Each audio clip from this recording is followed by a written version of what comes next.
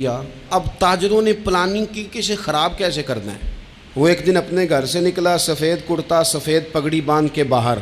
اب 5-6 لوگوں نے پہلے سے منصوبہ بندی کی ہوئی تھی۔ ایک صاحب اسے ملے، کہنے لگے ماشاءاللہ آج تو سفید کرتے پر سبز امامہ سبز پگڑی بڑی ہی اچھی لگ رہی ہے۔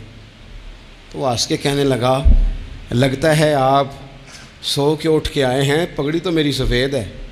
اس نے کہا چلو پگڑی تو سبز ہی ہے، باقی آپ نہیں مانتے تو آپ کی مرضی۔ وہ آگے بڑھا تو اب چونکہ پلاننگ تھی تو ایک شخص اور ملا، اس نے کہا کیا بات ہے سفید کرتے پر آپ کا پیلے رنگ کا امامہ کیا جچتا ہے؟ اس نے کہا یار کو خدا کا خوف کر۔ ہنس کے کہا کیا ہو گیا، تیری اینک کا نمبر تو نہیں تبدیل ہونے والا ہوا؟ اور بھائی میں نے تو سفید کرتا اور سفید ہی امامہ باندھا ہے۔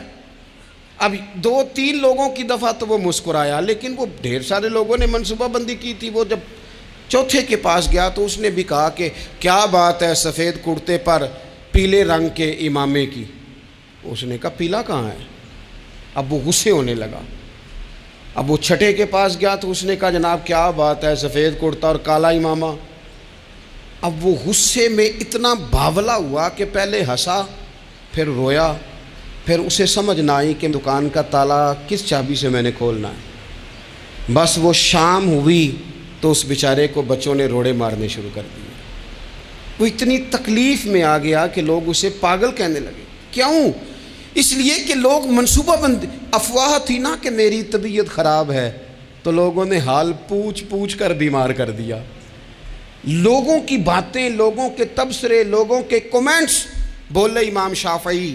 امام شافعی فرمانے لگے لوگوں کی باتیں پتھروں کی طرح ہوتی ہیں، یہ روڑوں کی طرح ہوتی ہیں، اگر انہیں کمر کے اوپر رکھ لو گے نا تو یہ تمہاری کمر توڑ دیں گی، اور اگر تم ان کو اپنے پیروں کے نیچے رکھ لو گے تو تمہارا قد اونچا ہو جائے گا۔ بس دنیا میں وہ لوگ پریشان ہوتے ہیں جو لوگوں کی باتوں کو کندھوں پر سوار کر لیتے ہیں، جو پیروں کے نیچے رکھے، جو پاؤں کے نیچے رکھے ان کا قد۔ وہ پرانے زمانے میں نا عارف رومی رحمۃ اللہ علیہ فرماتے ہیں کہ ایک بیل گائے گر گئی تھی کنویں کے اندر، تو اب وہ لوگ اس کو نکال تو نہیں سکتے تھے، تو انہوں نے اس طرح کیا کہ مٹی ڈالنی شروع کر دی کہ اب بدبو آئے گی، پریشانی ہوگی، تو اس کو بند کر دیتے ہیں، اندر ہی کنویں کو کنواں نئی جگہ پہ کھود لیتے ہیں۔ انہوں نے جب اس کے اندر مٹی ڈالی نا تو وہ گائیں جو تھی وہ مٹی جھاڑ کے تو مٹی کے اوپر آ گئی۔ انہوں نے پھر مٹی ڈالی تو وہ تھوڑی اور اوپر آ گئی، اور مٹی ڈالی تو اور وہ مٹی ڈالتے گئے اور گائیں وہاں سے کنویں سے باہر آ گئی۔ لوگوں نے دفن کرنا چاہا، وہ باہر نکل آئی۔ اور میرے بھائی لوگ بھی اپنی باتوں میں دفن کرنا چاہتے ہیں، لیکن یاد رکھنا جو چمکنے والے تھے وہ چمکتے ہی رہے، جن کو اللہ نے عزت دی تھی ان کی گھٹائی کوئی نہیں سکا۔ اتنی لمبی زبانیں کھول کے لوگوں نے صحابہ کے بارے میں باتیں کی، باتیں ہو رہی ہیں۔ لوگ جن کو دبانا چاہتے تھے، آج نہیں صوفیاء کی مخالفت شروع ہوئی، ان کے زمانے میں بھی ہوئی، ان کے دور میں ان کے خلاف کتابیں لکھی گئیں، لکھنے والے خدا جانے کہاں ہیں، اور داتا صاحب ہو رہی ہے، خواجہ صاحب ہو رہی ہے، حضور غوث اعظم کے ان کے زمانے میں بھی ایسا نہیں ہوا کہ بڑی خوشی سے لوگوں نے آگے بڑھ کے پھول ڈالے ہوں۔ ان کے دور میں باقاعدہ جتھے تیار ہوئے، جتھے، اور پورا کام کیا گیا۔ اور ویسے بھی اگر کوئی شخص آپ کا مخالف ہی نہیں ہے تو پھر آپ کو چمکنے کا مزہ کیسے آئے گا؟ کوئی تو مخالف ہو نا، کوئی تو ہو نا جو کوئی بات کرے۔ دیکھیں نا اگر اندھیرا نہ ہو، رات نہ ہو، تو بلب کی کوئی اہمیت رہ جائے گی؟ یہ چمکتا ہی تب ہے جب اندھیرا زیادہ ہوتا ہے۔ ہم کہتے ہیں اندھیرا ہو گیا، اور بھائی تجھے چمکنے کا موقع دیا ہے اندھیرے نے، تجھے اس نے عروج دیا، تندی باد مخالف سے نہ گھبرا اے عقاب، یہ تو چلتی ہے تجھے اونچا اڑانے کے لیے۔ تو باتوں سے پریشان نہ ہو۔ میں نے کہا کہ اگر آپ باتوں کا پہاڑ بنا کے اوپر سوار ہو جائیں گے نا تو قد اونچا کریں گی باتیں۔